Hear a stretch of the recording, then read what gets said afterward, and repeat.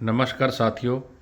आज है हमारे साथ अशोक राणा जी, प्रदेश अध्यक्ष लघु उद्योग संघ हिमाचल।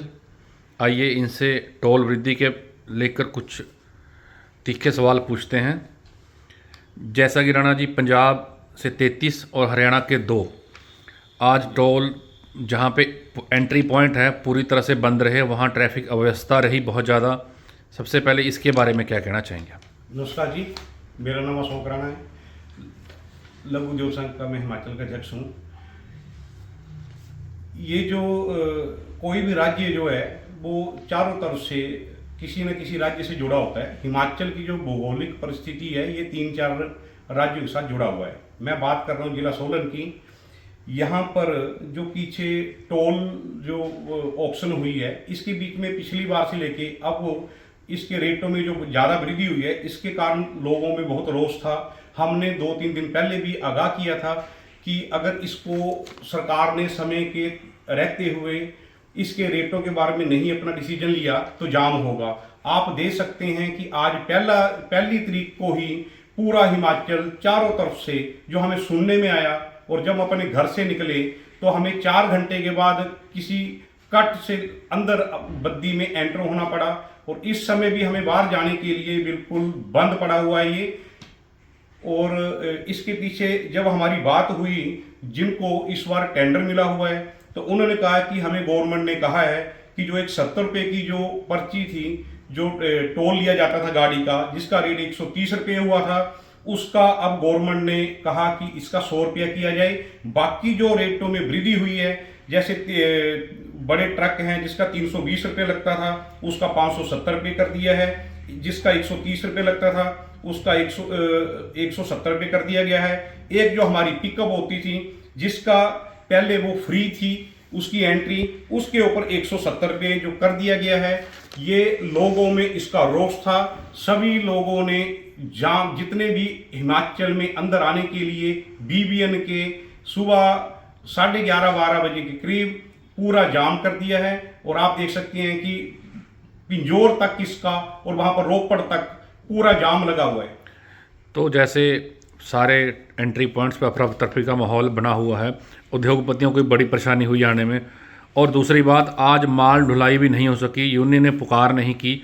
उद्योग जगत इसको कैसे देखता है?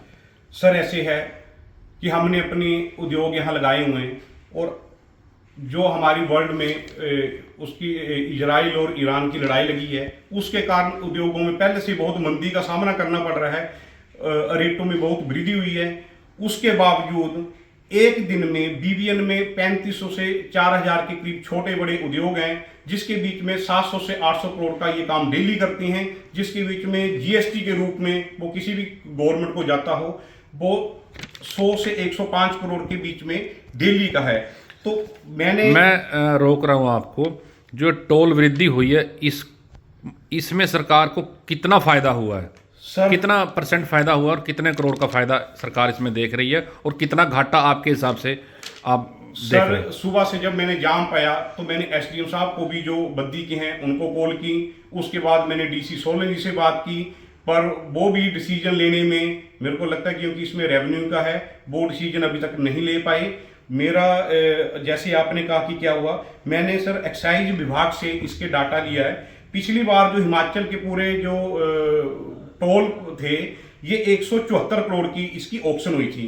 इस बार जो रेट वृद्धि के बाद ये 228 करोड़ के टोटल जो है उन्होंने जो विभाग ने मेरे को जानकारी दी है, 228 करोड़ के ये पूरे इस बार टोल की टेंडर हुए हैं। तो इसके बीच में 174 और 228 के बीच में 54 करोड़ का जो डिफरेंस आया है वो गवर्नमेंट को 54 करोड़ का फायदा हुआ है। और जो यहाँ से पर डे जीएसटी जाता है उसका कितना घाटा हुआ अगर आप उसको देखें तो? सर 700 से 800 करोड़ का आप लगा लो कि 105 से 95 करोड़ से लेके 105 करोड़ के करीब पर डे का ये घाटा हुआ है। और मेरे को कोई 20-25 इंडस्ट्री से कॉल आए कि हमारे को आज ट्रक नहीं मिल पा रहे हैं, एक तो हमारे पास काम नहीं है, और जब हम माल तैयार कर लेते हैं तो कुछ छोटे उद्योग जो होते हैं उसके पास डे टू डे होता है कि अपना माल वो डिलीवर करे। तो आज हमें ना ट्रक मिल पाए, ना हम अपना माल अपनी सेल कर पाए। तो ये तो साथ साथ और इसके साथ क्या हुआ कि जो हमारे एम्प्लॉय की बाहर से आती हैं वो फैक्ट्री तक नहीं पहुंच पाए। हमें 4 तरफा मार पड़ी है। तो एक हमारे एम्प्लॉय नहीं पहुंच पाए, उनको हमें बैठे तो बैठे जैसा सैलरी देनी पड़े। कि राणा जी अभी इसको कुछ दिन और हम देखेंगे कि विरोध प्रदर्शन जो हो रहे हैं लगातार, तो आंकड़े जो आपके कह रहे हैं उससे सरकार को फायदा कुछ नहीं, उल्टा घाटा हुआ है। सर पहले तो मैं ये बता रहा हूँ कि हमारे जो उद्योगों को 4 तरफा मार पड़ी है। मैंने कहा कि एक तो हमारे जो काम करने वाले हैं वो फैक्ट्री तक नहीं पहुंच पाए, उनको बैठे बैठे हमें सैलरी देनी पड़ी। दूसरा, हमारा कच्चा माल जो है, आप अभी जाकर देखो मड़ावाला से लेके पिंजौर तक साइडों में ट्रक खड़े हुए हैं, जिसके बीच में जिससे हमने प्रोडक्शन करनी होती है। रामडील जो हमारा अपनी फैक्ट्री तक नहीं पहुंच पाया। दूसरा, जो तैयार माल था, वो जो तैयार माल है वो हम नहीं भेज पाए क्योंकि ट्रक ही उपलब्ध नहीं हुए, और ये जाम के कारण हम अपना माल नहीं भेज पाए। तो अब आने वाले दिनों में क्या मांग है सरकार की उद्योगों की, सरकार की तरफ से? सर मेरा तो मानना ये है कि ये जो नाजुक ऐसे डिसीजन होते हैं, इसके बीच में हमारा जो प्रतिनिधि हैं गवर्नमेंट के, उनकी साथ वाले राज्यों के साथ डायलॉग होना चाहिए और इसको डिले नहीं करना चाहिए, क्योंकि पर डे 54 करोड़ सरकार के लिए कोई बड़ा अमाउंट नहीं है। अगर थोड़े बहुत इसमें बढ़ा भी दिया जाए, ना लोगों के ऊपर बोझ पड़े, ना ही सरकार को इसका घाटा हो, तो इसके बीच में जो भी उन्होंने डिसीजन लेना है वो इसमें जल्दी से जल्दी लें, ताकि लोगों को इससे निजात मिल सके और उद्योगों को जो पहले से मंदी के दौर से गुजर रहे हैं उसमें थोड़ा सा उनको रिलैक्सेशन मिले। धन्यवाद अशोक राणा जी। नमस्कार।